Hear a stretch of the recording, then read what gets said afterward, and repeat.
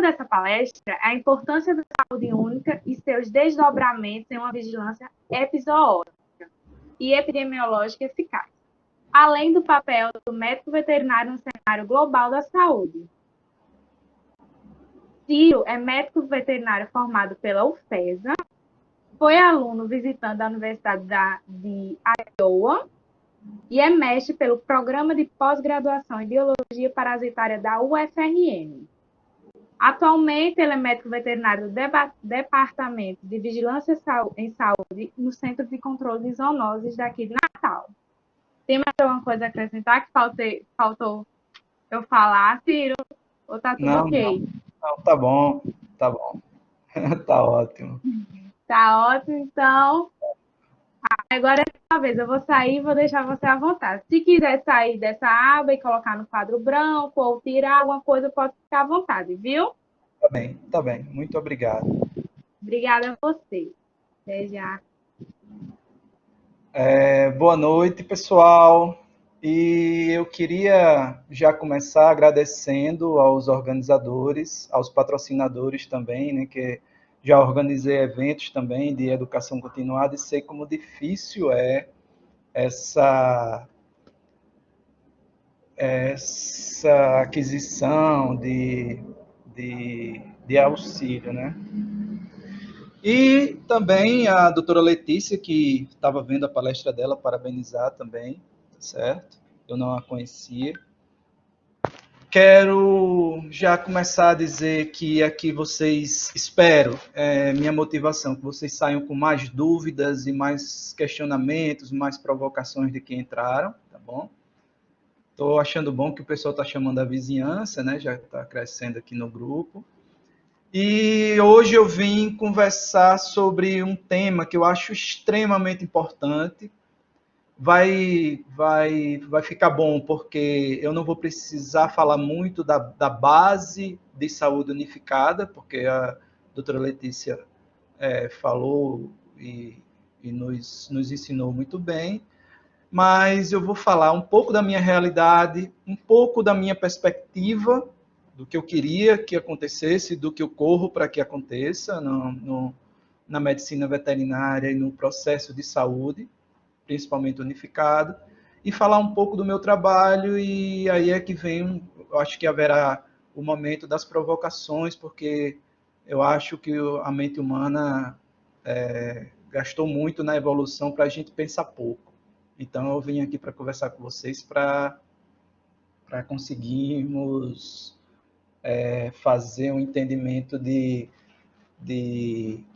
de saúde e mudar o paradigma que é feito, assim, ainda hoje você encontra na universidade a grande massa da, tanto eu posso dizer da docência e da discência também, os discentes também, os docentes também, que tem esse entendimento bem binário entre saúde de produção de animal de produção e saúde de animais de companhia, né? E eu vim quero mostrar a vocês, quero motivar vocês a pensarem diferente, a pensarem num contexto extremamente unificado.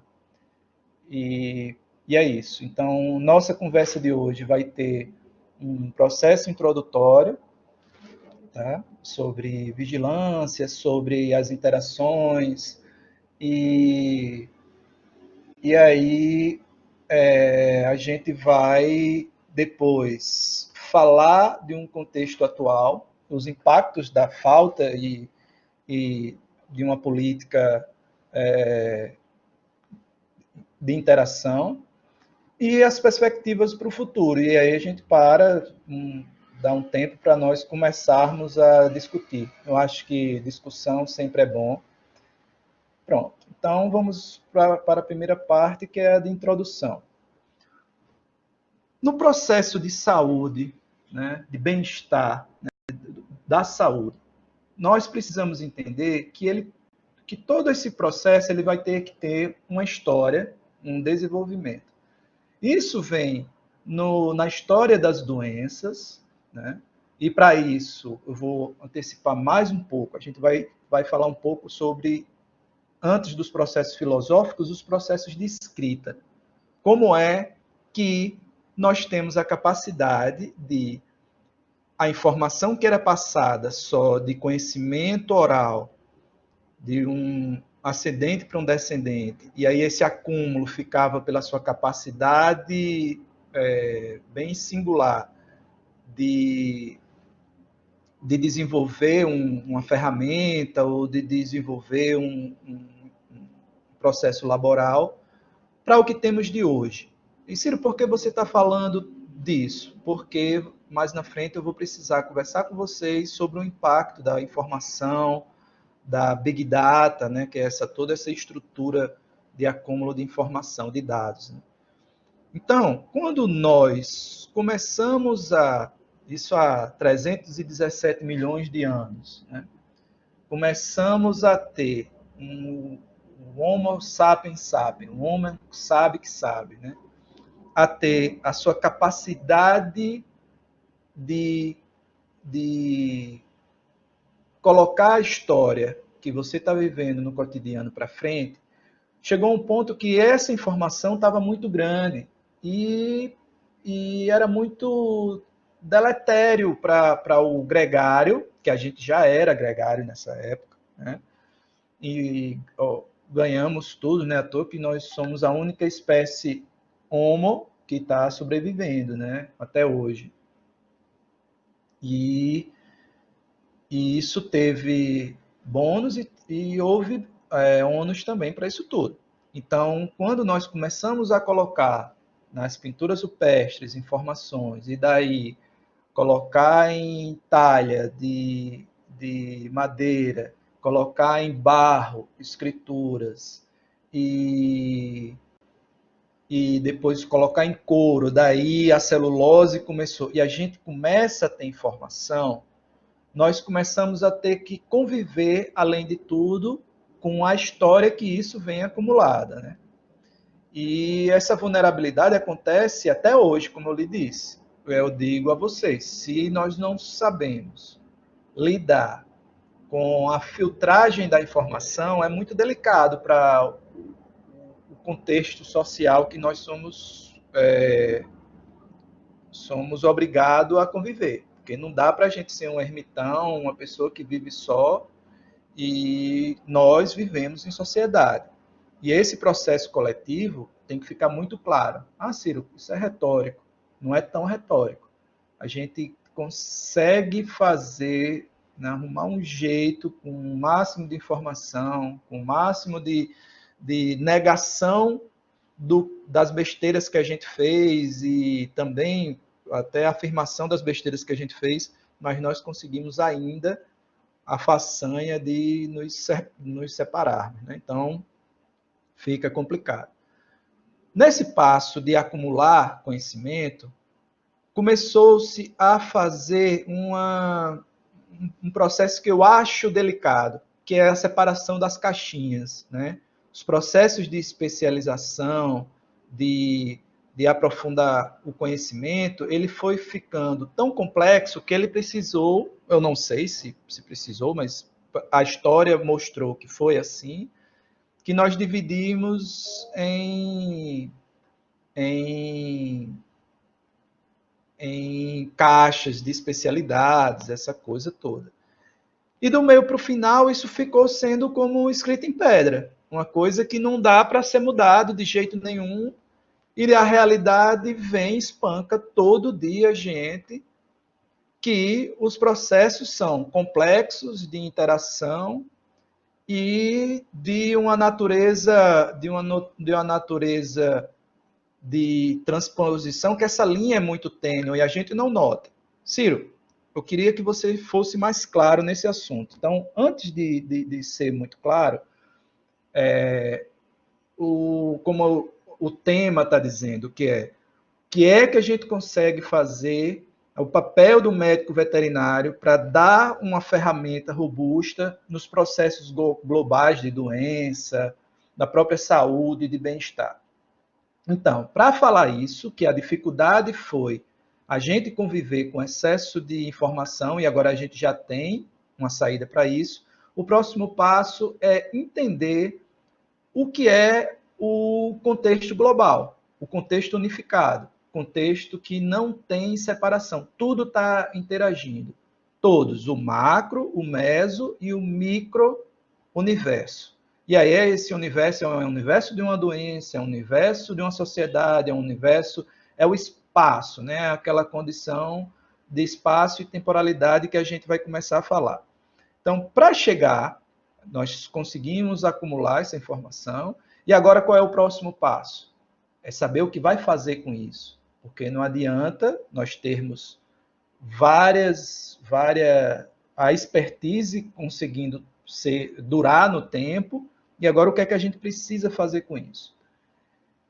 E isso vem acontecendo, todos nós aqui, nós médicos veterinários, eu acho que não sei se todos são médicos veterinários nesse grupo aqui, mas nós da saúde temos que entender que o processo evolutivo da sociedade, ela passa por uma coisa muito simples, que é como é que nós vamos fazer o arranjo social disso tudo. Ciro, e a sociedade humana? Não. Uma sociedade de animais, uma sociedade do que for, ele precisa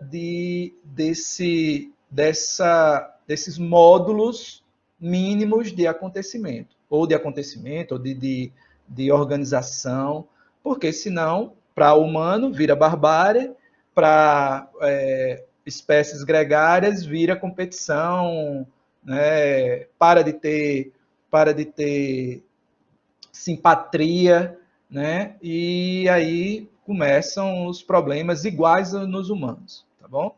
E vocês vão entender por que eu falo isso, porque tem coisas, tem ferramentas que balançam essas estruturas básicas.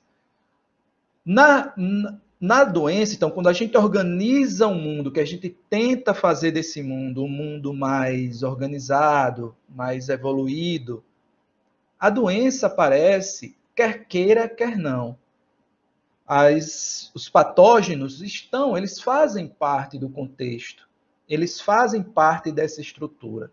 A grande diferença é que esses patógenos, no meio que tem diluição do desequilíbrio, ele é muito menos eficiente. Então, desigualdade já é um fator que todos nós daqui temos que prestar atenção.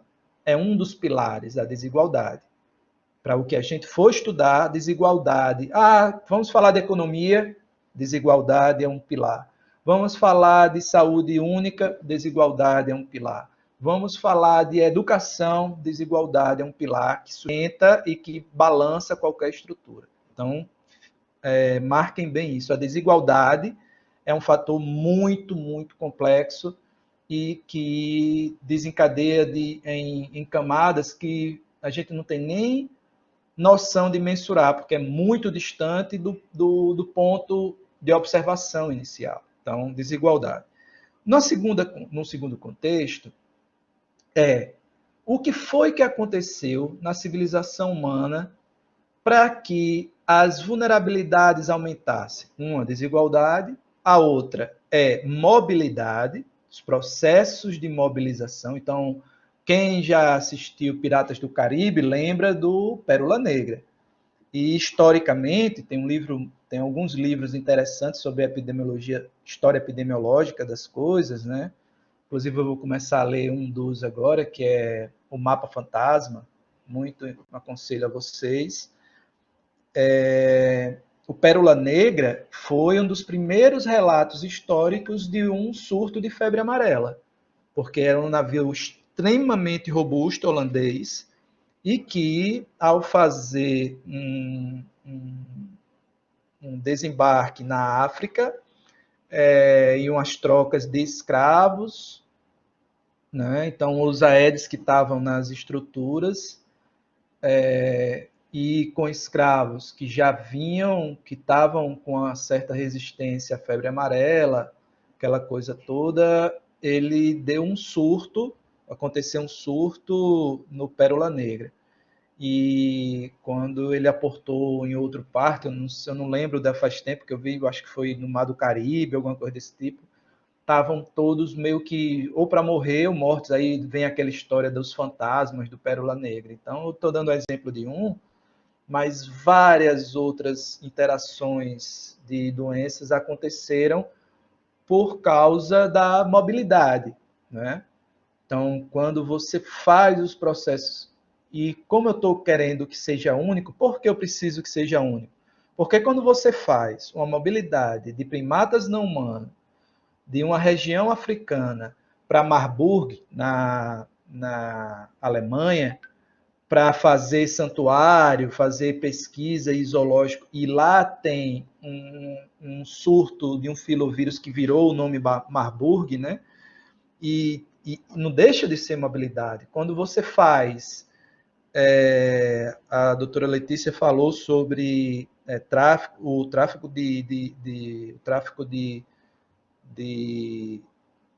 animais, e os animais de maneira lícita e ilícita, não é toda hora que você tem o domínio sanitário dessas espécies, não? Então a febre suína tá como exemplo, Ebola está como exemplo, né? Marburg, outras doenças famosas que aconteceram por causa de mobilidade, tanto de animais quanto de humanos.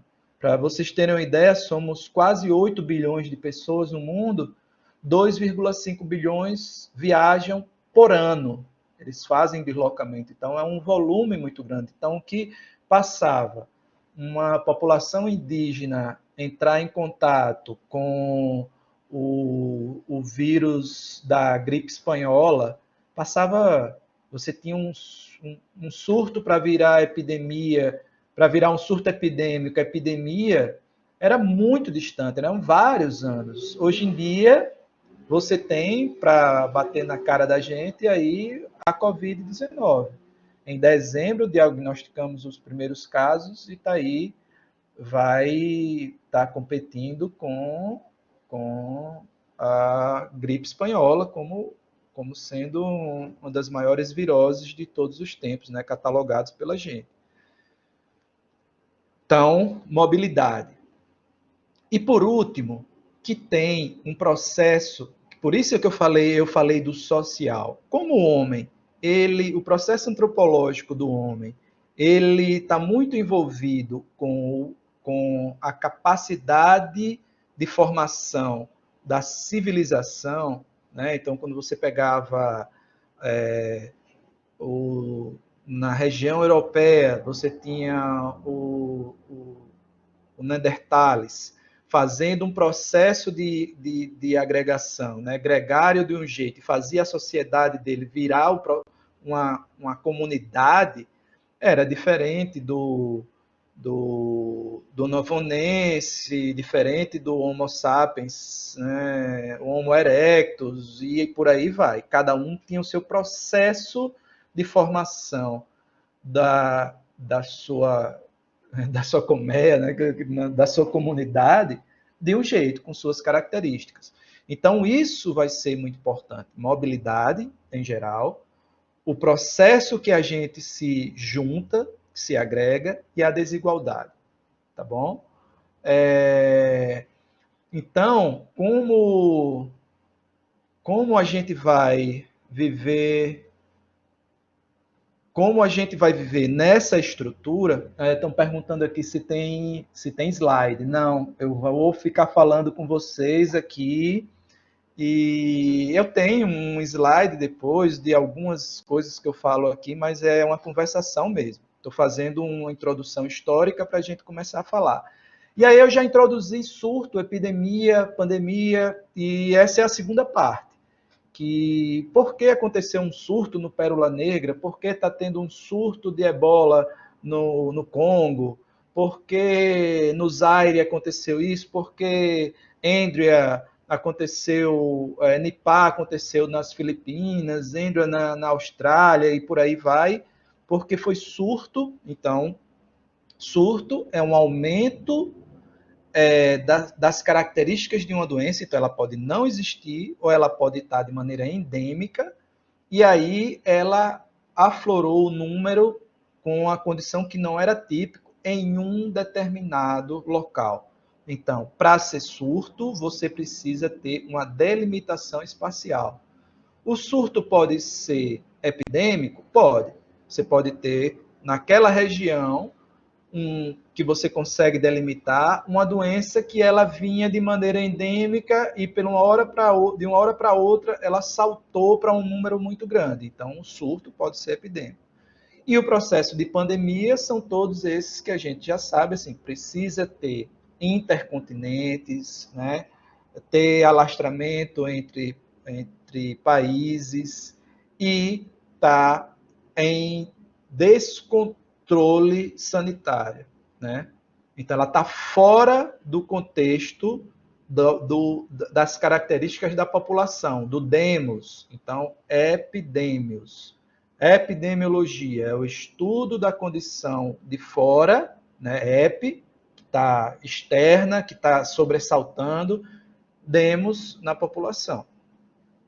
Falando essa condição, surto, epidemia, pandemia, vamos voltar agora para o processo de vigilância, em geral, né? A vigilância epizootica, epizootia, fazendo a etiologia da palavra, ep, fora, zoo, de animais, né?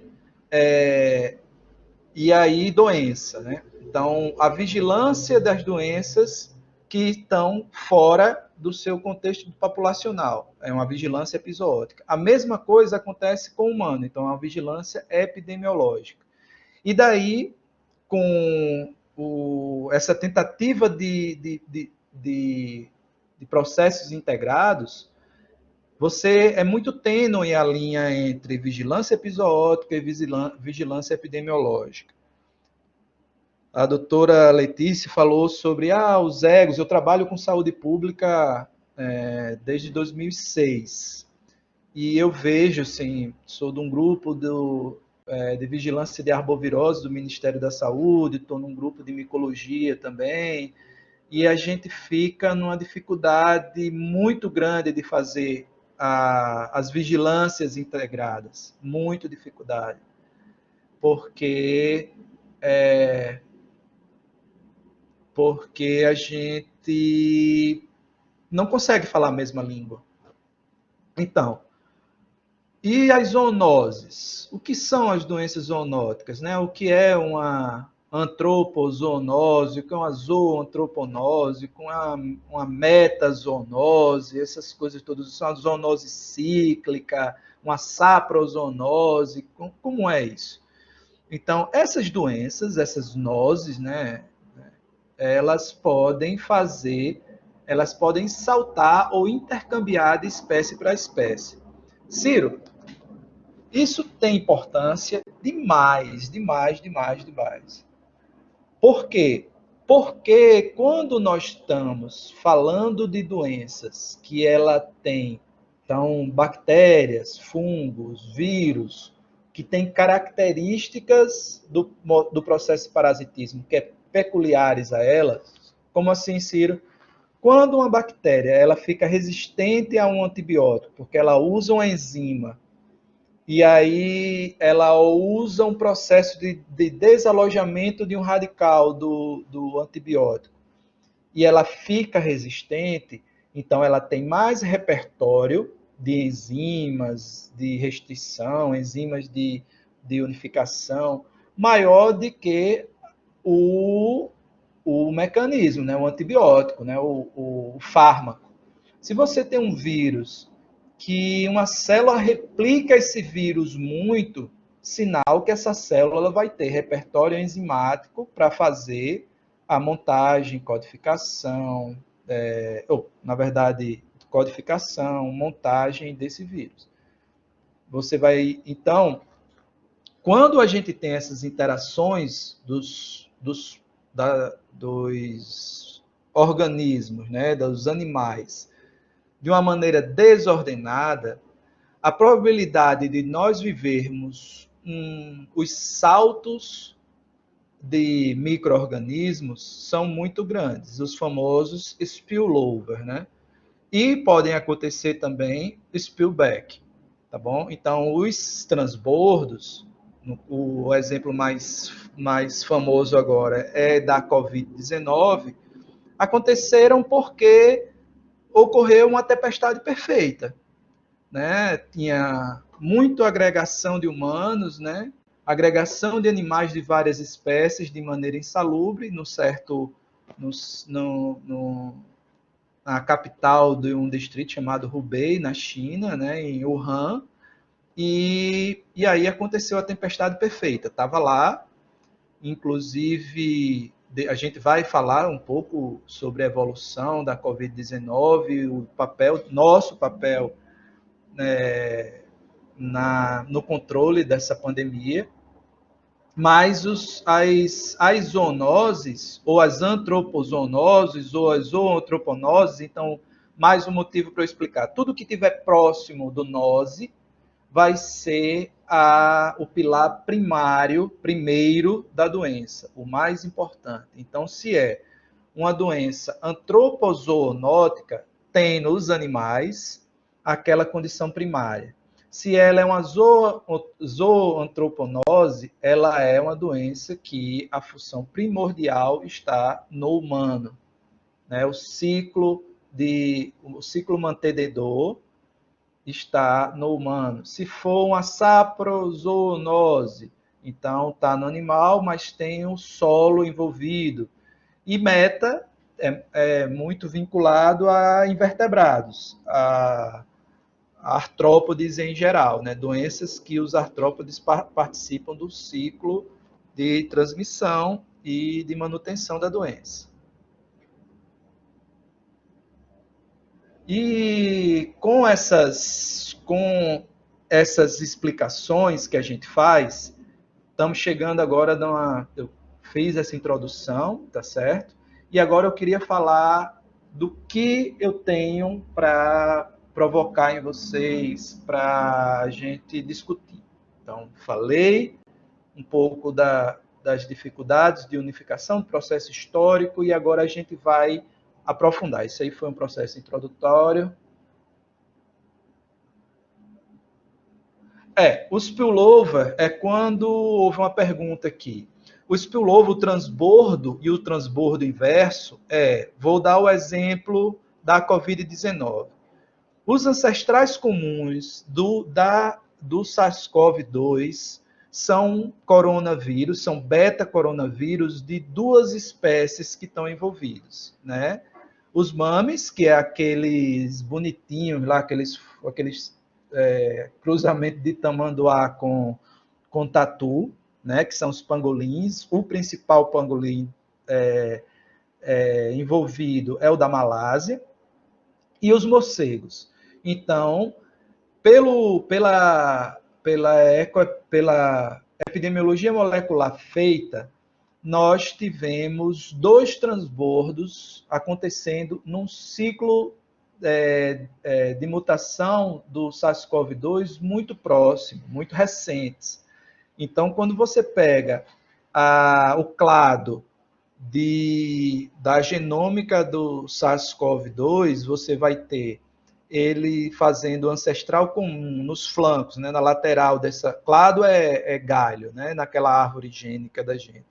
Você tem os beta-coronavírus de morcegos, tem os SARS-CoV-2 de Wuhan, né? A maioria dos genótipos ainda eram de Wuhan, que foram os primeiros levantamentos, e tanto para baixo quanto para cima tem o coronavírus, o beta-coronavírus circulando, o circulante também em pangolim. Então, o que é que nós podemos dizer?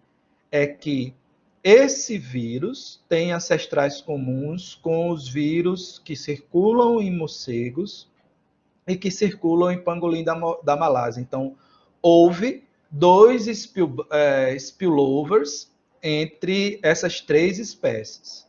Tá? E aí, esse morcego que está eu acho que é o R. albadis, depois tem que dar uma olhada, faz um tempo que desculpem, mas o que aconteceu é que nesse tipo de morcego tem um COVID, ou tem um coronavírus, que ele multiplica muito bem, que é muito parecido, então tem um ancestral comum com o COVID, com o que gera a Covid-19, que é o SARS-CoV-2. Houve, então, um spillover dessas duas espécies. Então, ele transbordou do morcego para o pangolim, do pangolim para o humano, e aí pode acontecer um spillback, que é o humano, que circula o mundo todinho, pode passar a Covid-19 para outras espécies e pode acontecer que ela volte para o morcego, que não tem Covid-19. Tá certo? Então, o pangolim da Malásia pode adoecer, já que o pangolim monta um vírus que tem um ancestral comum muito próximo da SARS-CoV, ele pode se adoecer, então ele pode ter um spillback. Então, a Covid-19 pode infectar os morcegos de uma maneira muito eficiente. Uma coisa que pode acontecer é se os felídeos, em geral, tivessem passado para a gente, né? Então, houve um spillover dos felídeos para o humano e, no caso, vamos lá, tivesse saído essa doença tivesse iniciado no zoológico do Brooklyn. Então, os tigres de lá passaram Covid-19 para o tratador, para o veterinário tratador, para a equipe lá, né, dos veterinários, dos zootecnistas, do pessoal que tratava, e a Covid passou para a gente conseguiu infectar outros felídeos. Então, houve um spillback. Tá? Espero que tenham entendido. A diferença assim, é o transbordo positivo e o retorno do transbordo. Tá? O que acontece também com outros vírus, a gente tem vários vírus assim que ele vem de maneira atenuada. O exemplo são os HNs, né? Lembram da gripe suína, da gripe aviária? Então, quando houve uma mudança na parte estrutural, né? De envelope e das espículas lá, teve surtos, né, episódicos, né, de influenza já modificada. Então, houve um spillback para algumas espécies. A gente encontra isso, um outro exemplo clássico são as herpes. Né? Houve spillover dos primatas não humanos para humano, e daí aquela mutação que nós fizemos a simplex, e aí que é extremamente letal. Então, os primatas não humanos, quando adoecem de herpes simplex, principalmente os africanos, os símios em geral, mas tanto o platarrino quanto o catarrino, os dois primatas, eles adoecem e têm uma letalidade alta. Já a herpes símio tem uma letalidade muito alta na gente. Tá bom? Então, espero que tenha... Pronto, valeu, Melina. Pronto. Qualquer dúvida, vocês vão falando que a gente vai conversando aqui, tá? E daqui a um tempinho a gente já faz umas discussões e tira algumas dúvidas. Então, esse processo global de estrutura, de pensamento, tem que acontecer. Vou dar um exemplo depois, logo que eu acabar de falar sobre vigilância episódica, vigilância epidemiológica. Ciro, por que isso? Por que o médico veterinário tem que estar incluso? Dos 5 grandes alertas de pandemia feitos nos últimos tempos, tirando a polio, né, que a gente não tem a polio direto, todas as outras 4... Os outros 4 alertas eram antropozoonóticos ou antroponóticos. Então, se nós não temos esse entendimento que os serviços têm que ser, a vigilância tem que ser integrada, as ações precisam ser integradas, vamos continuar fazendo o que estamos fazendo com a Covid-19, com essa pandemia. E depois eu vou falar sobre a Covid. Mas essas interações são necessárias serem feitas para a gente observar a desigualdade. Ah, Ciro, por que precisa? Porque não basta ter vacina, não basta ter medicamento, não basta, porque vai ter uma hora que a famosa desigualdade social vai bater na porta da gente.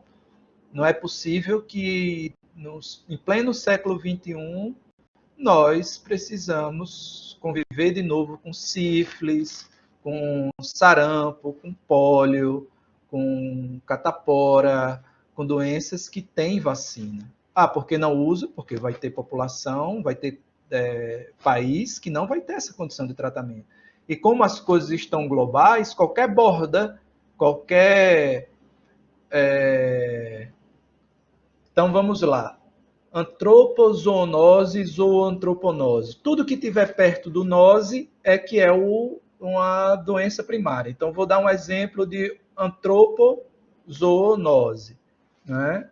Uma das mais famosas, lógico, que acontece é febre aftosa, para os animais de produção. Leishmaniose, dei um exemplo de um vírus, dar um exemplo de um protozoário, leishmaniose, para bactéria, Clostridio tetani, né? E ao contrário, você vai encontrar o humano, dei um exemplo, herpes, né? Vamos dizer tuberculose, e herpes de um vírus, tuberculose de uma bactéria, tá bom?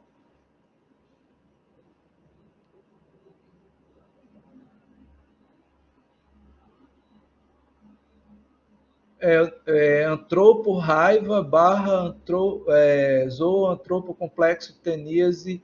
Pronto, dois exemplos de zooantroponose, no caso a raiva, ao contrário, de antropozoonose, né? A circulação maior acontece em animais, e a teníase como sendo uma zooantroponose. Perfeito aqui, Rafael é fera. E são dois exemplos interessantes. Aí sapro é que tem solo, então o mais famoso que a gente daqui de Natal está convivendo, né? Natal, Rio Grande do Norte, na verdade o Brasil todo está a esporotricose. É uma doença que ela é agora, no contexto do felino, uma saproantropozoonose, né? Então tem um felino como o primordial pilar no ciclo da doença, mas ela é uma doença que a transição entre hifa, levedura, aquela coisa toda sobre... ela precisa ter o solo envolvido, e tem o humano também que adoece. Tá? Meta, tudo que for febre amarela, zika, chikungunya, dengue, as arboviroses, toda ela é uma meta, né, porque tem um artrópode envolvido. Aí depende do contexto. Né? Se for uma doença febre amarela, ela acomete hoje no Brasil muito mais primatas do que o humano. Então, ela é uma meta-antropozoonose, porque o zoo está bem pertinho do nose, então ela é uma doença que afeta mais primatas não humanos. Chikungunya, zika, na África a manutenção é silvestre, muitas das vezes acometem muito mais, a manutenção da doença é muito mais por primatas não humanos, para zika, quando está no contexto endêmico, né? Falando dessas estruturas da doença, agora eu queria começar a conversar sobre vigilância.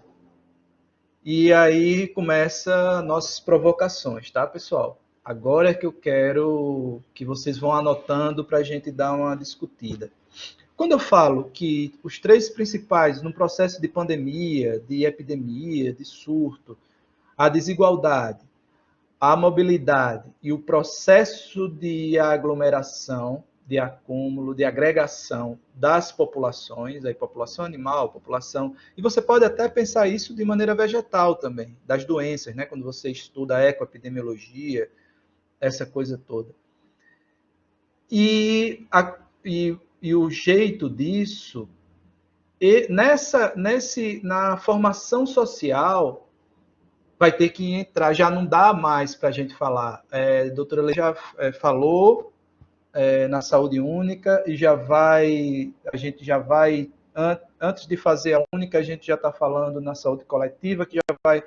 Então, a gente não tem nem esse entendimento dos processos de unificação ambiental, animal e humano ainda, só nesse tripé entendido. Ciro, não tem? Não, não tem. O ano passado eu fui para o Congresso de Saúde Única, o sul-americano, no Paraná, e dava para contar nos dedos os médicos que estavam no Congresso.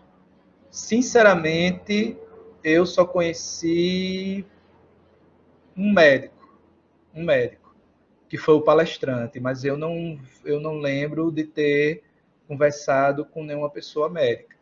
Poucos veterinários, assim, mas tinha muito veterinário em relação, mas tinha um pessoal também na verdade, assim, um pouco mais veterinária, enfermagem, as outras classes diminutas demais, muito pouco. Tinha o pessoal da engenharia ambiental, né, engenharia civil também, mas para você ver, o maior congresso não tendo a adesão, é a mesma coisa que você falar de arbovirose, né? Se for um infectologista falando, ele pode falar a asneira que for, lota, os outros médicos vão, tal, mas se você colocar um médico veterinário para falar de arbovirose ou de uma outra doença, assim, não tem adesão. Infelizmente, a gente tem que conviver com a realidade. Nós somos corporativos por excelência. E aí,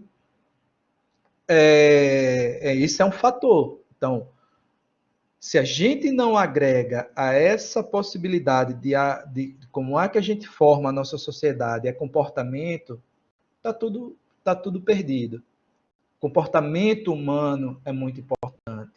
Então, quando a gente vai fazer vigilância, se não pensarmos nas características comportamentais contemporâneas, a gente está fadado ao fracasso. Sabe por quê? Porque uma fake news sobre eficiência ou ineficiência de máscara, de uso de EPI, de vacina, de distanciamento social para esse caso, bota a perder um trabalho.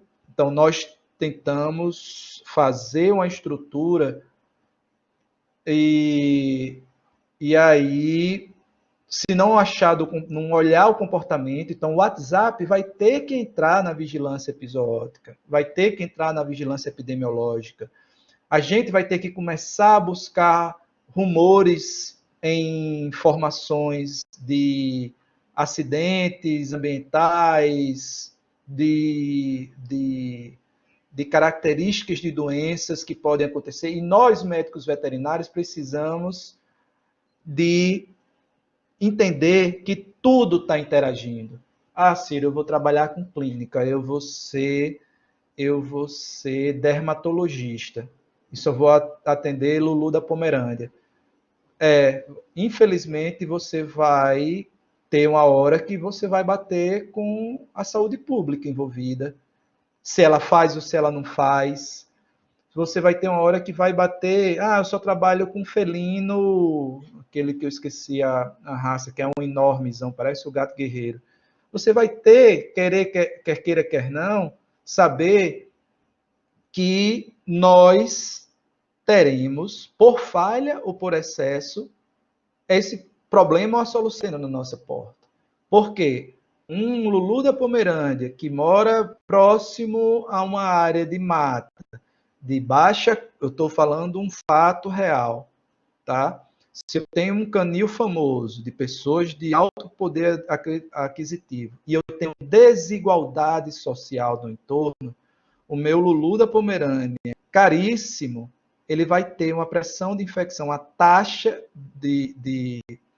uma pressão de infecção muito maior do que um animal que vive no 18º andar de uma cobertura de um prédio chique de Natal. Sendo que você vai atender um animal que está assintomático.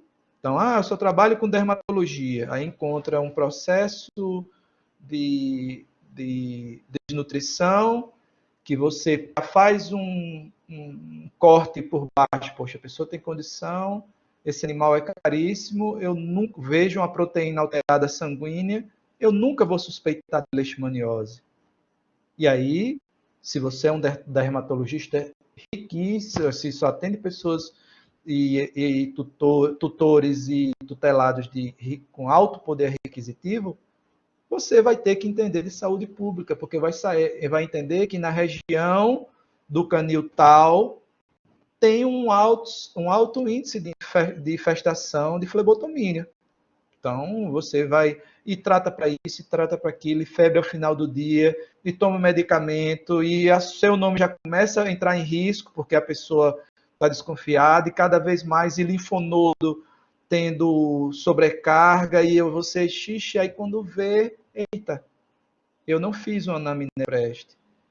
E aí você, quando for fazer a anamnese preste, você vai ter que começar a fazer as perguntas que prestem também. Porque se você não tiver conhecimento, você vai levar um tiro no pé. Porque na hora da anamnese, a proprietária vai dizer, não, mas o meu canil é todo refrigerado, é telado, eu uso repelentes de manhã e de tarde. E aí? Aí, na hora que você vai fazer, dependendo, porque você está tendo surtos de leishmaniose nesse canil, você encontra uma colônia de um molossidiozinho, Molossus molossus ou qualquer outro molossus, que é um quiróptero, um morceguinho, que é extremamente sinantrópico e que pega leishmaniose e que pode ser ele seja a fonte de infecção. E aí você, caramba, Ciro, leishmania em morcego, leishmania em gato, leishmania em cavalo, leishmania... E aí a gente vai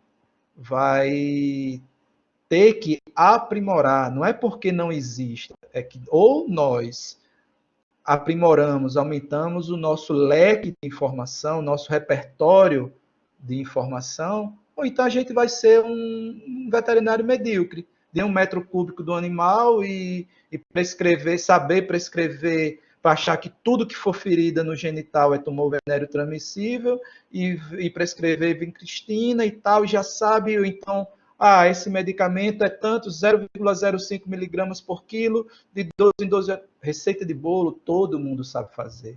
Quero saber que quando a receita de bolo não adiantar, e você vai continuar fazendo receita de bolo, então todo veterinário, de qualquer área que seja, precisa fazer entendimento que tudo está interligado. Tudo. Porque eu sou veterinário de um animal de produção, uma ferida que não cessa, já fiz exame para tuberculose no animal, já fiz para mormo, já fiz para anemia infecciosa, e aquela ferida, e aí nada. E aí quando você testou para leishmania? Não sabia que leishmaniose era só cão, e cão de rua de pobre e tal. Pois pode ser leishmaniose. Já testou para fungo, né? Já testou. E aí a gente vai tendo que fazer esse entendimento espacial. E o espaço, ele é um espaço micro, um espaço meso e um espaço macro. Vou dar um exemplo da interação micro. Eu estou atendendo, sou médico veterinário de uma zona extremamente desigual financeiramente, né? Então, desigualdade social elevada. E aí eu estou lá atendendo e encontro um animal negativo para leishmania, no teste rápido, um ELISA inconclusivo, sem passar no cut-off, e aí você fica, é uma feridinha na ponta do nariz e já lhe dando um constrangimento, você lê muito, mas você vai ter que entender que vai ter uma hora que você vai começar a perguntar muita muriçoca na casa dessa pessoa, tá? Se essa pessoa for do Pernambuco, mais um motivo para você ter que entender sobre zoonose. Se for de uma área desigual, mais um motivo para você entender sobre as filárias em geral. Tudo isso vai ter que estar interagindo, tá bom? Então, se eu moro numa área que ela é desigual por vários motivos. Você vai ver que ela trata de maneira ruim, assim, tudo que for parâmetro social ruim, ela tem excesso. E aí, tudo que é parâmetro social bom, ela tem déficit, faz um paradoxo, né? Assim, quanto mais criminalidade tem, menos educação. Quanto menos desenvolvimento sanitário, então tá aí a vigilância sanitária, a vigilância ambiental, as qualidades das águas, tudo tem que estar interagindo. E aí, eu estou falando micro, porque eu falei assim, filária, trypanosomatídeos, rickettsiosis. Então, quando você chegar, cruza o teste rápido, cruza com uma rickettsia. Será que a estrutura, a proteína recombinante, faz parte da parede da rickettsia? Tem alguma proteína recombinante que no endossoma um TLR vai apresentar como sua área de domínio? Para isso você precisa ter. Porque eu escuto direto colegas dizendo, não, esse teste presta, o outro não presta, vacina tal presta, vacina tal não presta. Não dão um dia de serviço para entender imunologia, para entender essas interações, para entender saúde de uma maneira extremamente ampla. E aí, quando você pega uma pessoa de alta qualidade, assim, eu tenho como um dos melhores colegas, e manda e vai querer fazer um teste para leishmaniose e não pergunta qual é o horário que esse animal passeia e que porque ele está com alteração de proteína no sangue sugestiva de leishmania, mas qualquer hemoparasita, ela pode dar uma disfunção, e aí a pessoa precisa entender dos processos de albumina sanguínea, de proteínas de carrear, proteína estrutural, precisa saber dessas coisas, porque senão ele vai suspeitar de leishmaniose e aí vai gastar quase R$ 250 nos exames e que não vai dar suporte a ele. Porque ele poderia ter feito 3 perguntinhas. Onde é que você mora, para saber se é área endêmica ou é epidêmica para leishmania. Qual é o imóvel que esse animal é tutelado, um animal no terceiro andar. E o horário que ele frequenta o térreo. E como é esse térreo? Um animal que come ração super premium, que tudo. Então, 6, 7 perguntas, você podia ter feito uma anamnese muito mais interessante, mas a pessoa vê a receita do bolo ali, olha, se é isso, é aquilo. Se é aquilo, é isso. E aí induz qualquer processo, tá certo? Então, quando a gente vai achando que é em caixinha, que eu vou ser dermatologista e eu não entendo de hormônio, eu não entendo de cirurgias de alopecias, dessas coisas todas, ou então eu não entendo de neuro, eu não entendo de imunologia, eu vou fazer receita de bolo. Cascata, inibição de cascata de ocitocinas, né, de tempestade de ocitocinas, eu curo com corticoide e com não sei o que lá, e com isso, e aí pronto, faz receita de bolo. Sendo que o nosso universo já está muito cheio de pessoas que fazem receita de bolo. A gente tem que pensar fora desse contexto. Isso é para um animal de produção, isso é para quem trabalha com animal silvestre. O exemplo dessa pandemia está aí. Então, comportamentos. Se eu não entendo de antropologia, como é que eu vou explicar Covid-19?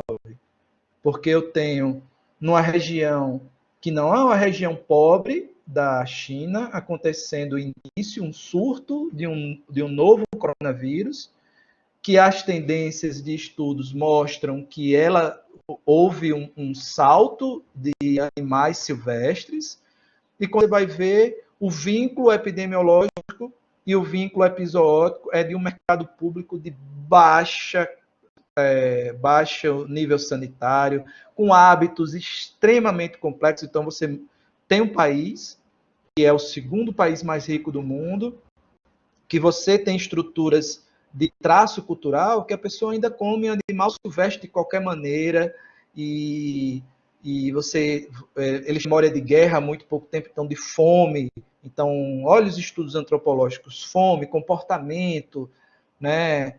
Porque os surtos de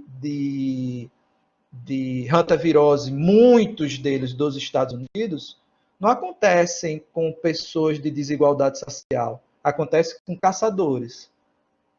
Então, o hábito do humano de caçar, de predar, está colocando em risco aquelas pessoas, né? E, e também se você tem sociedades muito desiguais, né? A colega mostrou fotos de falta de saneamento básico, tudo isso está envolvido. Então, o médico veterinário ele tem que entender que ele, eu não sou neuro. Não, você vai ter que entender que se você não souber de doenças infecto-contagiosas, vai ter uma hora que na sua tomografia caríssima, de alta complexidade, que você se especializou 3, 4 anos para isso, você vai dar um laudo como sendo um tumor. E aí pode ser um protozoário. E aí, como é que fica isso tudo? Um protozoário vindo de uma água contaminada. Então, se a gente não tem, eu estou dando exemplos, mas quantos outros? Quantos outros exemplos de animais de produção? Uma morte súbita de. Já peguei isso na época que eu atendia em fazenda tal. Começava a morrer ovelhas caríssimas, extremamente gordas, e morria fazendo morte súbita. Fui fazer uma necrópsia com um amigo e os rins extremamente moles, rim com caráter gelatinoso. Perguntei ao proprietário se se ele estava fazendo vacina para clostrídeos em geral. Ele não estava fazendo. Ele se preocupou com a estrutura, com uma fazenda linda, com alimentação especial e a vacina. Ou o exemplo de hoje, que eu cheguei, fui a uma fazenda de um amigo hoje pela manhã, embarcar uns animais que eu vendi, e o proprietário estava dando a vacina para a clostridiose em bezerros de 30 dias. Então, eu expliquei, é um engenheiro civil, eu expliquei a ele, ó, você está jogando dinheiro fora. Porque se os bezerros mamam o colostro vai vir cheio de anticorpo da mãe que é vacinada. Essas vacas são vacinadas? Eles são vacinadas. Então, nesse período, você está jogando dinheiro fora. Porque o anticorpo da mãe está neutralizando tudo que for de antígeno dessa vacina. Então, ela vai apresentar pouco antígeno. Agora, eu ter a confiança de dizer a ele, olha, só vacine a partir dos 4 meses. Você faz com 4 e com 6 meses. Precisa de eu entender de interação imunológica. Precisa de eu ter confiança nisso. Né? Precisa de uma pessoa que chegar para mim com um passaporte para viajar com o cão dela e um colega meu dizer que a vacina do meu serviço não prestava e que não podia, a empresa que ia fazer a titulação não permitia, liguei para a empresa e pedi, olha, eu preciso que vocês em 24 horas me mandem a portaria dizendo que há restrição em vacinação pública tal por baixa conversão imunológica. Não existe isso. Falei com uma pessoa, fiz, ó, você não precisa, não. Eles vão contar a quantidade de anticorpo. Então, precisa você confiar no que você sabe. Porque chegou, vacinei um animal, um shih tzu caríssimo, fiz tudo direitinho, com 21 dias coletei, mandei para a colega, porque é uma burocracia muito grande, eu não estava com tempo de fazer todo o acompanhamento. Deu certo, titulou super bem, e não foi uma informação de um colega, vários falaram. Não com essa moça foram 2 colegas, dizendo, não, numa vacina pública eles não permitem. E nem foi por má fé, é só porque ouvi falar e a gente não sabe o que é que vai notificar. Quantos daqui notificam casos suspeitos de esporocose para o serviço de saúde pública? Aqui em Natal, que tinha um serviço um pouco mais robusto, que a gente tentou implementar, que deu uma parada agora, é muito difícil, avalie em outros cantos.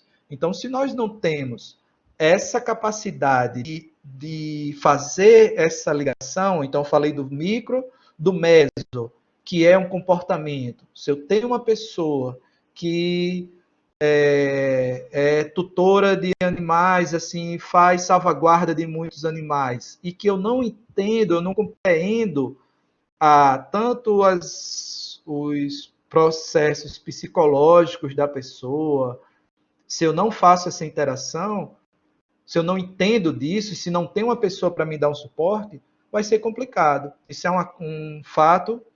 A senhora, ela é esquizofrênica e acumulava tanto cães e gatos quanto objetos, né? Acumuladora inanimada também. Então, ela acumulava água e caixas em geral, além dos animais. Então, ela morava num cubículo com 39 gatos e uns 18 cães. Muitos com leishmaniose, com esporotricose, e ela esquizofrênica. Então, se eu não faço uma abordagem entendendo, e se eu não tenho um suporte de um assistente social, de um psicólogo, do médico naquilo, vai ser complicado. Como uma vigilância que eu fiz em Passo da Pátria, a pessoa já com AIDS, HIV positiva, com AIDS, e ela tinha, aqueles animais eram o único suporte. A família abandonou esse senhor quando descobriram que ele estava HIV positivo e já estava com AIDS. E o que é que a gente faz? Aquilo é um arrimo da pessoa. Aquela estrutura ali é um arrimo. Se eu não tenho essa interação de, do espaço, do mesoespaço, eu vou ficar fadado ao fracasso de solucionar, de tentar mitigar o dano. E por último, o macro-universo. Se eu tenho um comportamento de que pó de chifre de rinoceronte me dá vigor sexual e a matança de rinoceronte está pondo em risco essa espécie por mera ignorância, né? Uma superstição, como pênis de boto, né? De cetáceo, e por aí vai, uma interação, um comportamento afeta de uma maneira tão grande, a gente acha que não está envolvido. Então, eu sou médico veterinário lá do Parque Nacional do Kruger, na África do Sul. O hábito, a crença de potência sexual do chinês acomete ou não acomete de maneira direta, não impacta ou não impacta meu trabalho? Impacta em muito. E só o meu? Não. Impacta de todos os médicos do planeta Terra. Por que, Ciro? Porque o que é que está acontecendo? Com policiamento e as proteções dos rinocerontes, e mais agora que eles estão fazendo as extrações dos chifres para as pessoas não abaterem, começou a ficar cada vez mais escasso. Então, sabe o que é que está acontecendo? Pelo contexto global também, que eu vou falar de uma outra coisa que pode acontecer para a vigilância episódica, eles estão no... Quem já ouviu falar no permafrost, né, que é aquela estrutura de terra e de gelo nas regiões da Sibéria, toda a região de faixa de Antártica embaixo, Antártida, ela tem aquela estrutura que é de terra congelada. E com o degelo, acreditem ou não, se o homem é capaz ou não de aumentar o impacto no aquecimento global, mas está acontecendo esse degelo. Então, mamutes estão aparecendo, rinocerontes pré-históricos estão aparecendo, e esse pessoal está indo atrás desses rinocerontes para tirar os chifres. E sabem, o gelo conserva muita coisa. Então, um hábito de um traço cultural extremamente deplorável vai afetar médicos veterinários, vai afetar humanos, infectologistas e por aí vai, economistas, porque de uma hora para outra pode aparecer uma outra pandemia, e aí a economia famosa, a economia tem que ser, se não for integrado tudo, bem-estar de todos, a humanidade já tem riqueza para fazer uma partição, um processo unificado de fundo perdido, por que agora que a vacina está assim, cataloguei mais de 60 empresas sérias ou não, que estão trabalhando com vacina. Por que está esse boom? Porque todo mundo pega. Porque nunca andou muito a ebola. Começaram a ver mais um pouco da ebola, porque os chineses estão comprando a África toda, e aí Congo começou, Serra Leoa começou aquela estrutura, e vai ter uma hora que eles precisam controlar. Mas é complicado. Então, se não afeta o povo rico, é muito difícil uma empresa particular bancar isso tudo. Eu acho que a iniciativa privada tem uma sua função, mas tem uma hora que ela quer lucrar mesmo e ponto final. E, e aí a gente fica nesse entendimento. Se eu não tenho um macro, envolvendo um macro, um aquecimento, eu fui a Minas Gerais ao Meditrop o ano passado. Tempo, para mim, espaço-tempo é uma coisa que não queiram conversar, tá, pessoal? E, e aí, na época que eu estava lá, 28 barragens, que nem Brumadinho e Mariana, estavam comprometidas. Tem uma empresa japonesa que tinha ido, que era expert, que é expert em monitoramento, né, sísmico, aquela coisa toda, foi contratada para ficar monitorando essas barragens. 28 que houve iminência de acontecer o que aconteceu. Eu fui em Mariana, fui lá em Congonhas, eu fiquei impressionado. Tem um lago que você segue para Congonhas todinho, um lago do lado direito, que é de água, que era da barragem, que não existia aquilo, entre duas montanhas, uma barragem só de estrutura que foi feito. E de água contaminada. Então, o peixe lá que vai ser o atum, que vai ser comido lá onde, cheio de mineral que não existe, só existe no interior de Minas Gerais. E aí? Será que não é global? Então, a gente fazer fundo, umas pesquisas, alimentação é importante, para sanar esses processos de desigualdade, é muito grande. E aí, processos antropológicos, como é que o oxigênio, que é o nome técnico que dá, todo dia você acreditando ou não, tem uma informação nova, e a pessoa se... né? E fica bem complicado, porque é a vacina, a gente não faz distanciamento social, não usa de EPIs de uma maneira satisfatória, porque vai ter uma vacina. Tem a ivermectina, tem a anita. Não tiraram um dia de serviço para estudar farmacocinética, para estudar metabolismo, para estudar DL50, nada disso. A gente acha que é a panaceia, é o que vai vir. Eu fico achando que é aquela corrida aqueles cachorros, aqueles magrelões lá, os galgo, acho que é galgo a raça, que os coitados correm atrás de um lebre de pelúcia lá, vão embora. Pronto, eu me sinto daquele jeito, assim. As pessoas querendo o ótimo antes de ter o bom, de fazer o bom. Então, as vigilâncias, essas unificações são complicadas, mas eu acho que a gente tem que dar um passo inicial.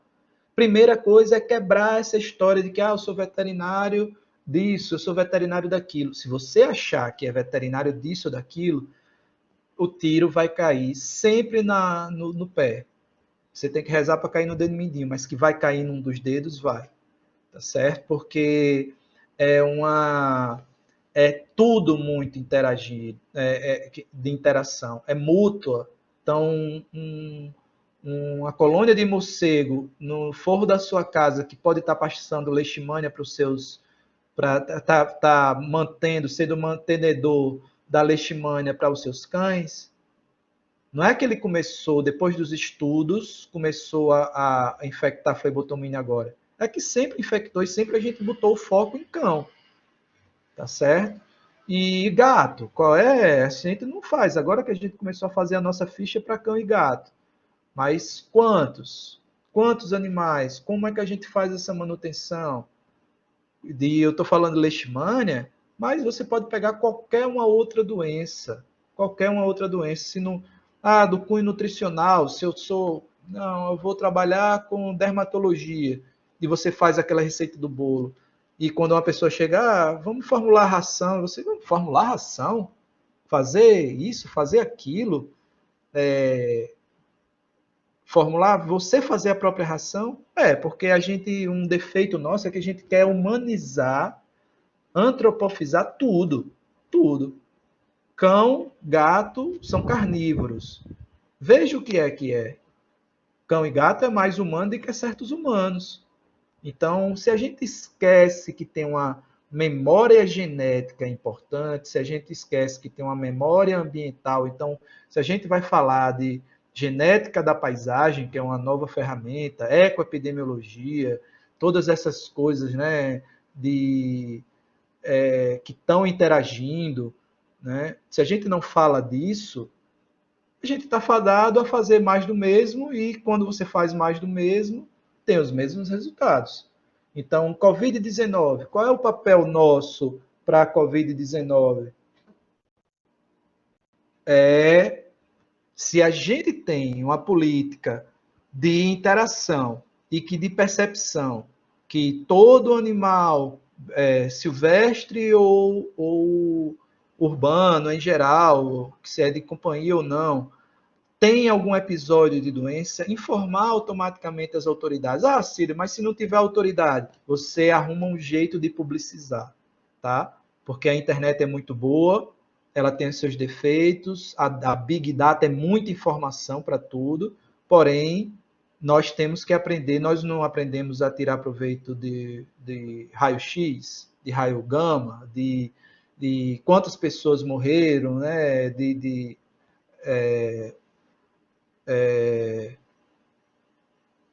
Para desenvolver uma estrutura dessa, né, os isótopos em geral, a gente não faz imagens, não tem diagnósticos moleculares extremamente perfeitos, as interações de transgenia, né? Você pega um GFP, hoje em dia um trabalho com GFP parece uma obra de arte, né?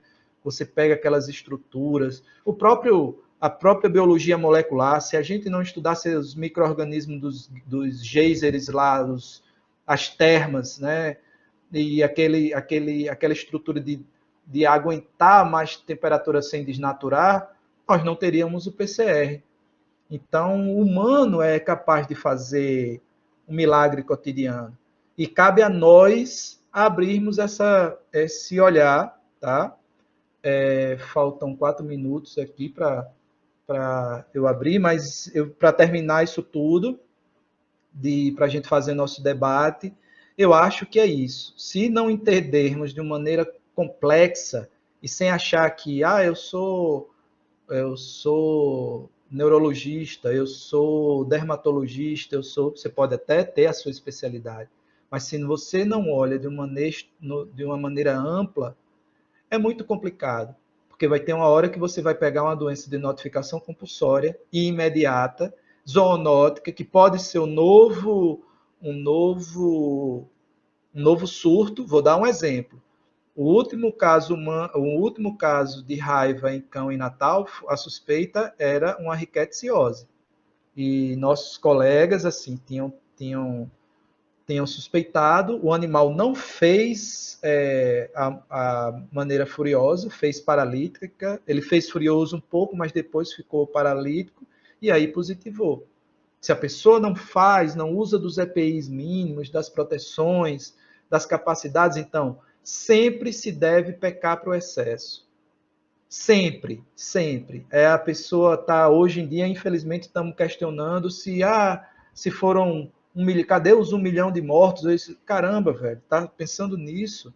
Nós vamos chegar a 700 mil mortos já de uma pandemia. Isso eu estou falando dos humanos. E vai que essa mutação que está acontecendo direto, última vez que eu cataloguei, foram 26 cepas de Covid-19, que causam a Covid-19, e para um vírus de RNA de SS, single strap, né, de ramificação simples, ela passa por um processo a probabilidade de ter um transbordo é muito alta. Ou não precisar de um transbordo, de uma mutação que a gente vai ter que se adequar ao Covid-20, Covid-21 e a banalidade do mal, que a escritora Hannah Arendt falava tanto com o negócio do nazismo e tal, está no nosso cotidiano. Então, se a gente não percebe dessas coisas, se a gente não interage de uma maneira que a ecologia vai ser importante, a ecologia da paisagem vai ser importante, nós estamos fadados ao fracasso. Então, era isso que eu queria conversar a princípio com vocês. Eu queria agora que a gente abrisse para a nossa discussão, vamos conversar sobre os temas. Era, né, uma hora mais ou menos que eu ia falar, e estou ao dispor de todos, agradecendo a todos a compreensão, e muito obrigado.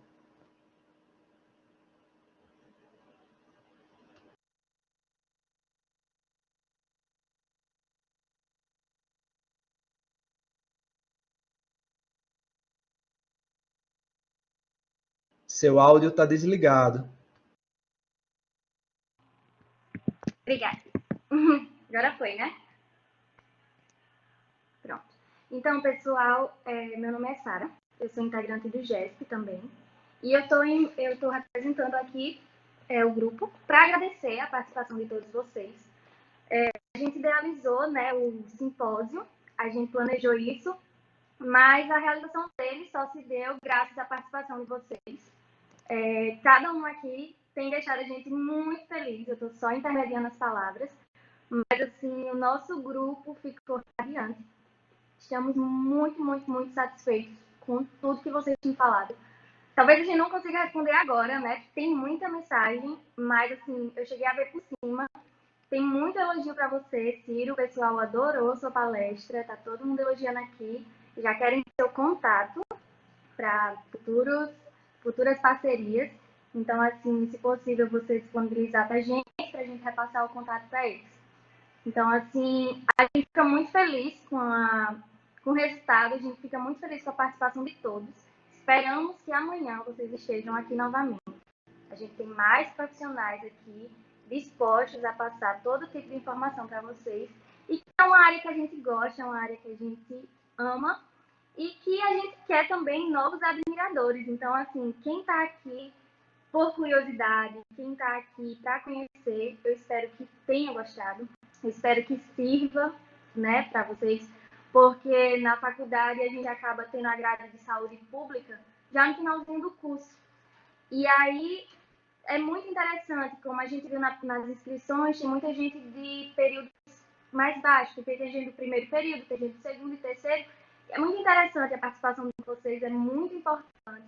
A gente adora que vocês estejam aqui, tirem suas dúvidas. Os profissionais estão aqui para isso.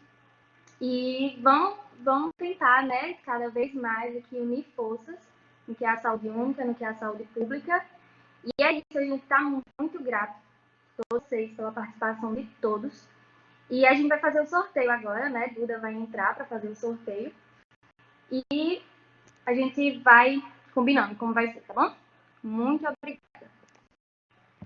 Boa noite, voltei aqui. Ciro, uma pessoa está pedindo seu e-mail, se você puder disponibilizar para a gente, certo? Disponibilizar o e-mail para entrar em contato com você, eu acho que é para alguma parceria. Posso sim, disponibilizar e-mail, telefone, não tem nenhum problema, assim. Só o serviço, o nosso serviço que está meio, houve um retrocessozinho, mas depois, principalmente as pessoas da UNP já têm parceria lá, né, de estágios, essa coisa toda, tá ao dispor, mas eu disponibilizo sim, tá certo? Você tem umas perguntas, né? Vocês acham melhor fazer esse sorteio logo? Você quem sabe. Se Não, quiser aí você responder. é da organização, eu sou pau mandado. Vamos responder as perguntas e eu vou preparando aqui, certo? Tá bem. Então, houve uma pergunta, inclusive eu quero até que vocês interajam, assim. A pergunta já rodou muito, mas eu lembro, já saiu daqui do hall, mas se houvesse vigilância, a inspeção lá em Wuhan, teria havido pandemia? Ó, Na verdade, a pandemia aconteceu, ela começa a acontecer, isso é uma coisa que eu ouvi do major, eu acho que ele é major do Corpo de Bombeiros do Paraná. Ele estava dando uma fala sobre catástrofe nesse simpósio que eu fui, nesse congresso que eu fui de saúde única. E eles falaram, o pessoal que deu suporte, o pessoal da geografia que deu suporte a catástrofe de Teresópolis, lá no Paraná, eram vários cantos, um pessoal de Mariana também, uma amiga que foi para lá, a mesa era sobre isso. E ele falando que o problema, a catástrofe, a emergência não começa no dia. Então, o RAM, se tivesse uma vigilância, mas até ter a vigilância, passa muita água embaixo de uma ponte. Por quê? Isso é um processo cultural, mas vamos lá, para ser daquele jeito, né, com baixa qualidade sanitária, tudo, é porque você já tem um processo capital, né, assim, de lucro máximo no recurso escasso envolvendo de muito tempo. Então, porque não basta ter vigilância. Como é que você vai fazer vigilância de animal que é ilegal? Então, a gente vai ter que dar um passo atrás. As políticas de legalização. Ciro, por que você fala isso? Porque todas as políticas no Piauí que tentaram fazer, olhando a esse entendimento de fungos, surtos de fungos por consumo de peba, de caça, tudo, como é que a pessoa iria dizer que foi por consumir uma carne legal se você tem uma lei criminalizando? Ou você adequa à sua realidade, o Brasil real, o mundo real, ou então você não vai fazer vigilância. É a mesma coisa de lá. Se o traço cultural bota para.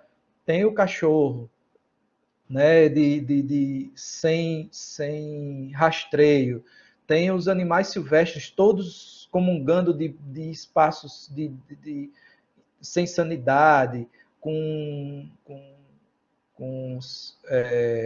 maus tratos e tudo aquilo. Se você não adequa àquela condição, Ciro, por quê? Porque você acha que fazer uma inspeção de alta qualidade, uma vigilância, inspeção sanitária, tudo, não onera? Onera. A grande diferença é que os políticos, que quer queira, quer não, a gente sofre diretamente o que a política faz, eles vão ter que entender que isso é muito mais barato do que o onerar na cifra de uma ou duas cifras no produto ali, pronto.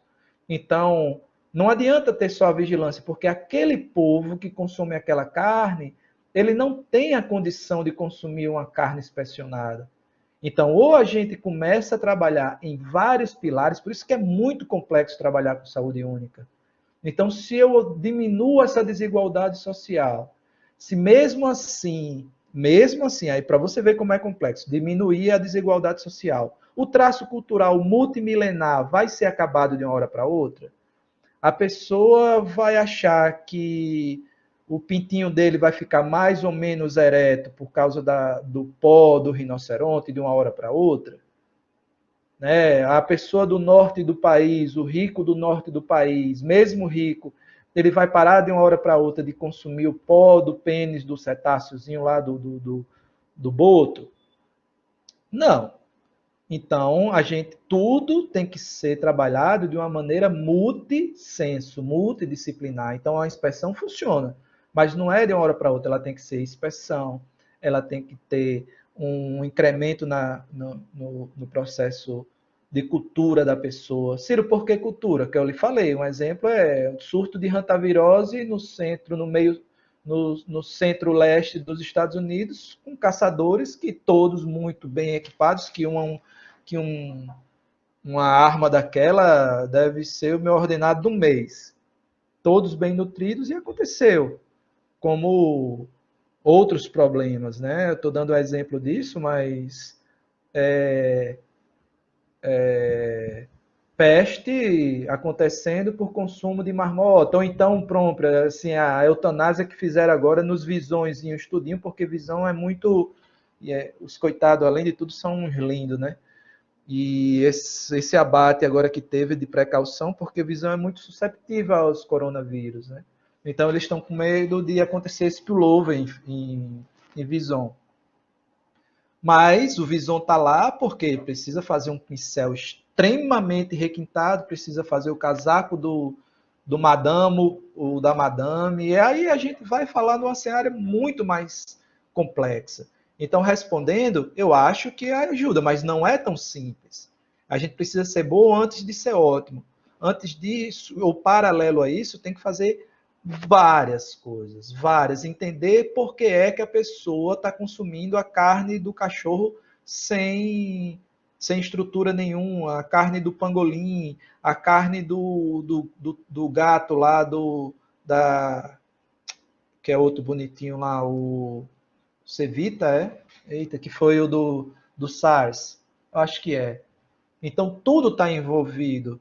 Os tratadores de camelo só adoeceram daquele jeito por causa de toda uma teia para MERS, de toda uma teia produtiva de maneira errada.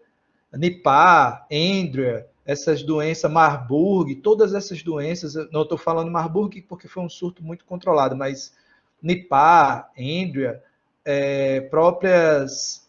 Deixa eu ver aqui o SARS. Quando você pega a Austrália, tira todo. Pronto, ebola no contexto da África, agora, do surto da África. Por quê? Simplesmente a China está. A China, os países ricos da Europa, que todo mundo acumulou dinheiro, estão comprando a África toda. Plantios de palma, só palma para extrair óleo, né? E aí os morcegos começaram a fazer a migração. Então, fica complicado, porque a gente pensa sempre, o umbigocentrismo, né? O homem pensando as florestas na Austrália, aí as raposas voadoras, não tem mais floresta. Então, você faz fazenda, pomada e fruta, não sei. Poxa, elas vão interagir ali e aí a pessoa adoece.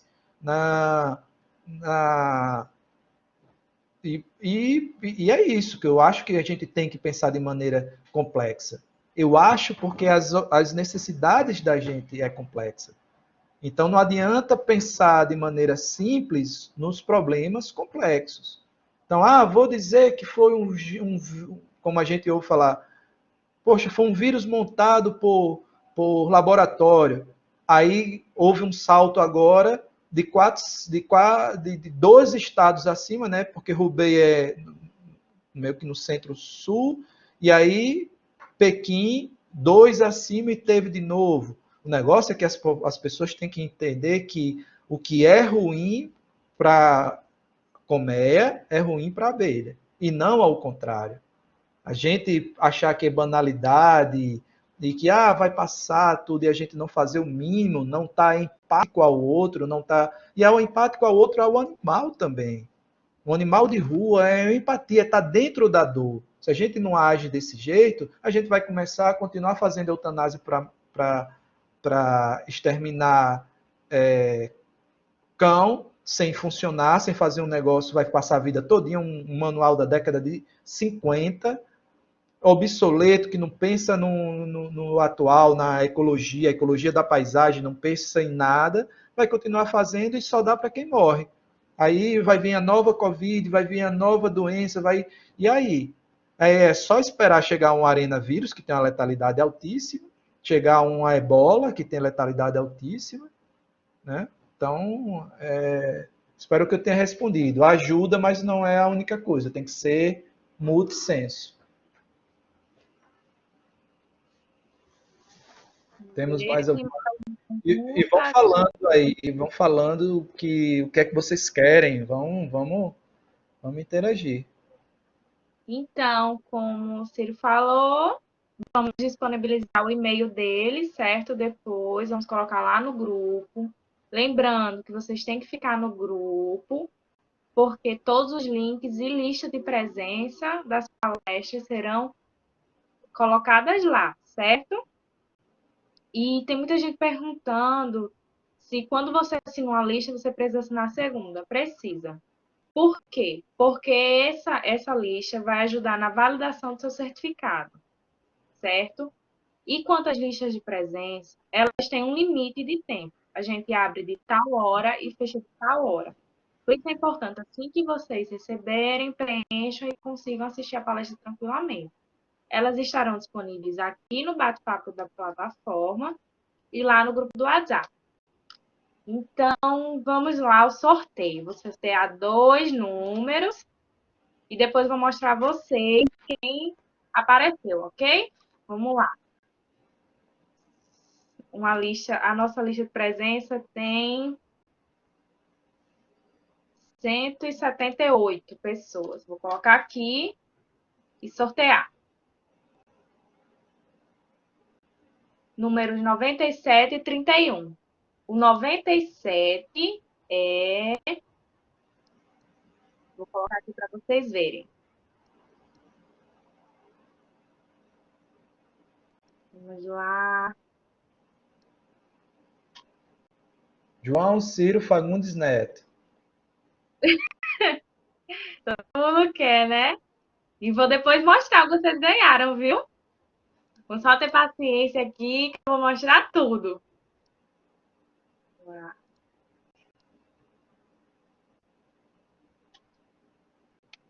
97.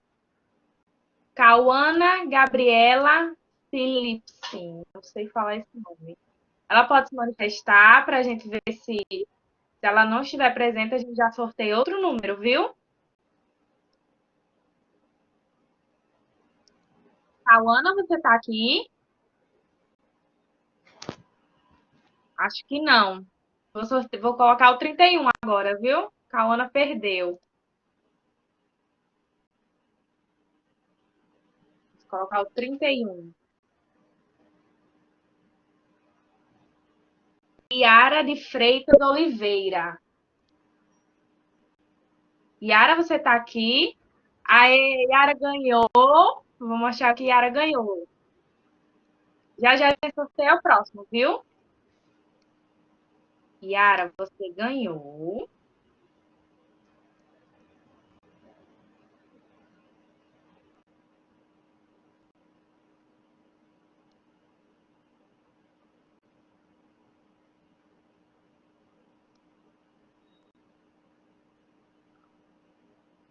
Vamos lá.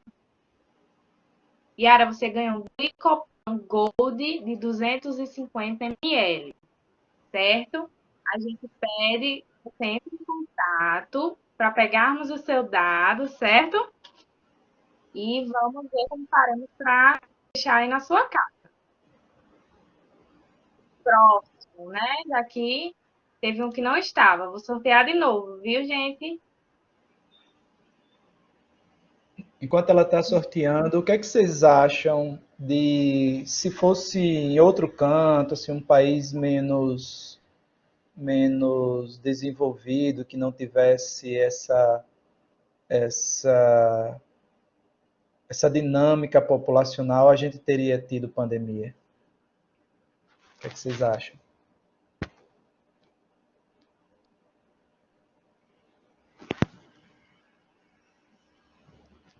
Número 127.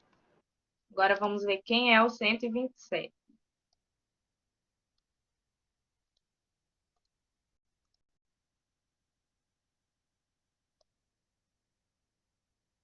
Driele Lopes. Driele, você está aqui com a gente? Manda um oi aqui para a gente saber. Driele Lopes. Acho que não, Driele perdeu. Não apareceu. Apareceu não. Próximo. Vou sortear de novo. Vamos lá.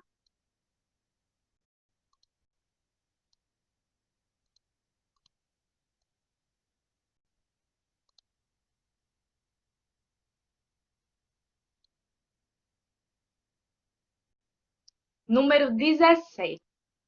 Vamos ver agora quem é o 17.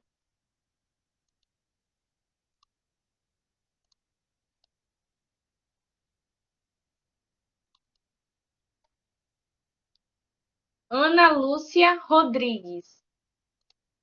Ana Lúcia Rodrigues está? Pronto, Ana Lúcia, vou mostrar o que você ganhou, certo?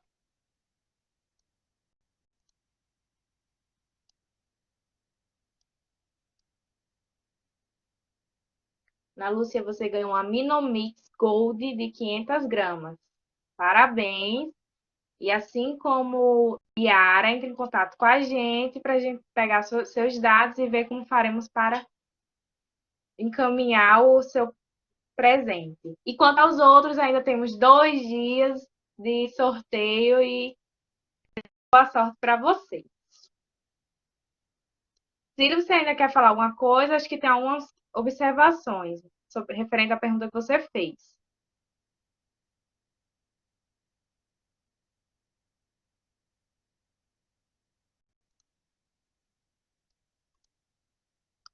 Ciro? Oi, oi. Deixa Oi, eu você ver. quer dar uma observação? Deixa eu comentar. Deixa eu ver aqui.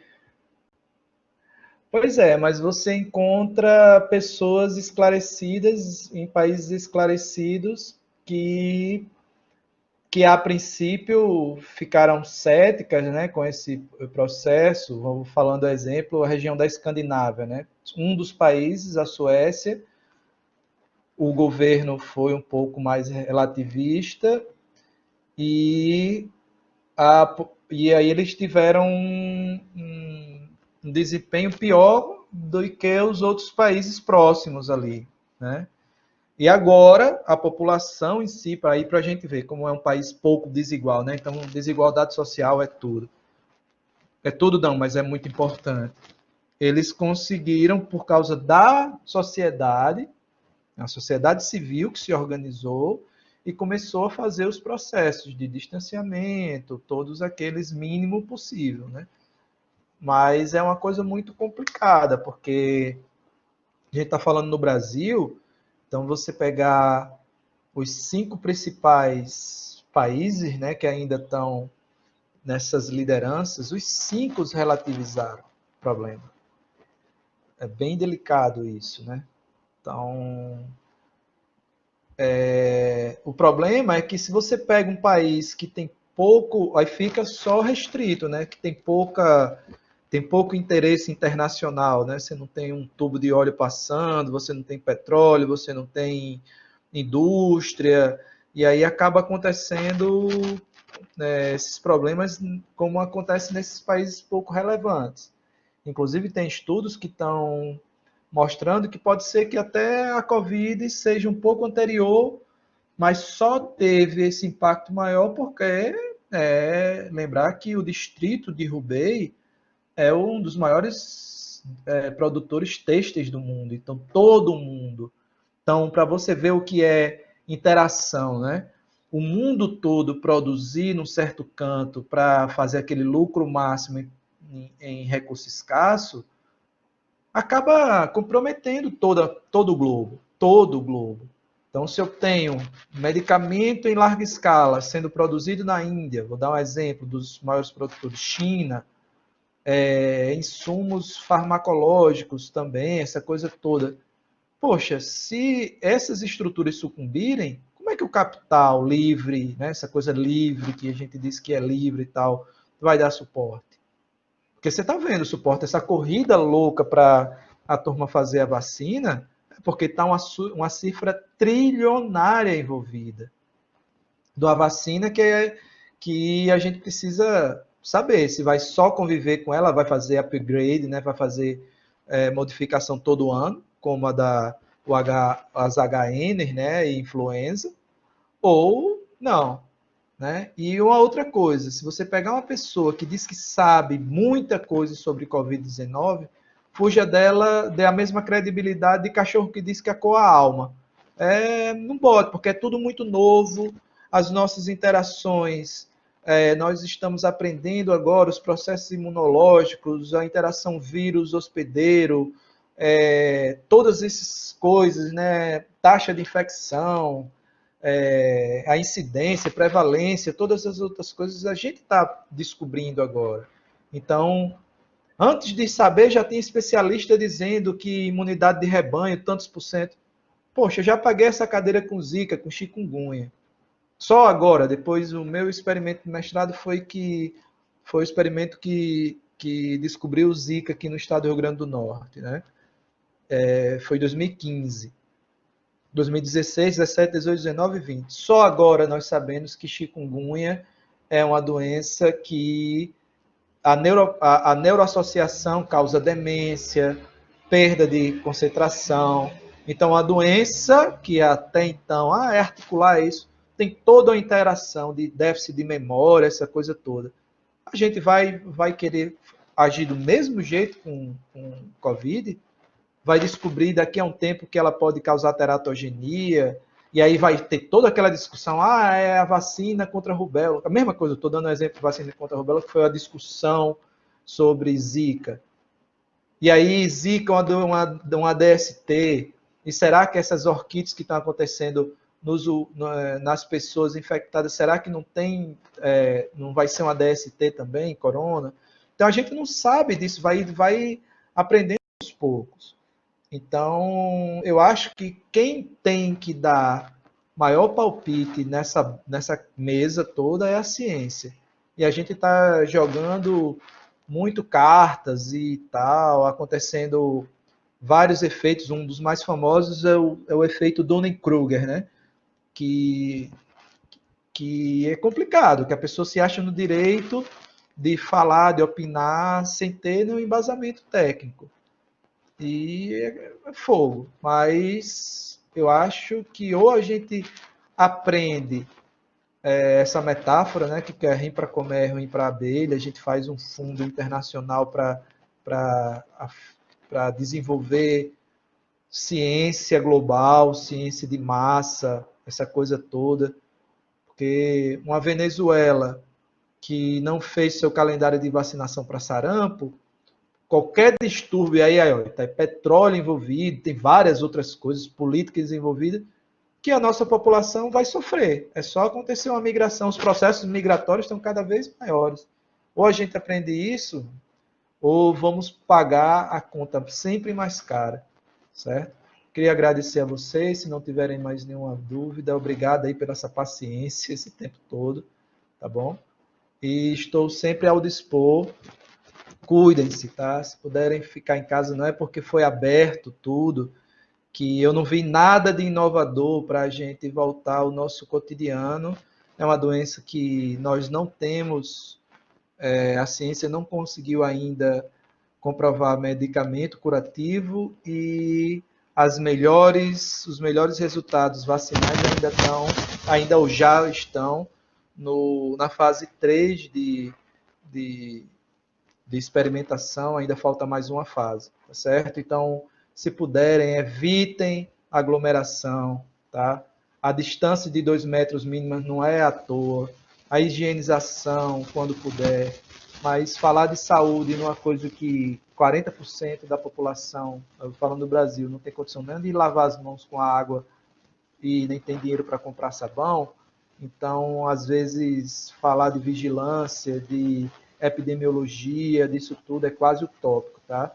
Eu acredito muito que a gente tem que ser razoável e entender que o mundo real é muito mais distante do que a gente está postando fotos deliciosas no Instagram, tudo. Vamos viver o mundo real, pessoal, que o mundo está precisando de realidade, tá bom? Fiquem em paz e estarei sempre ao dispor em que puder ajudar, certo? Beijão no coração de todo mundo aí.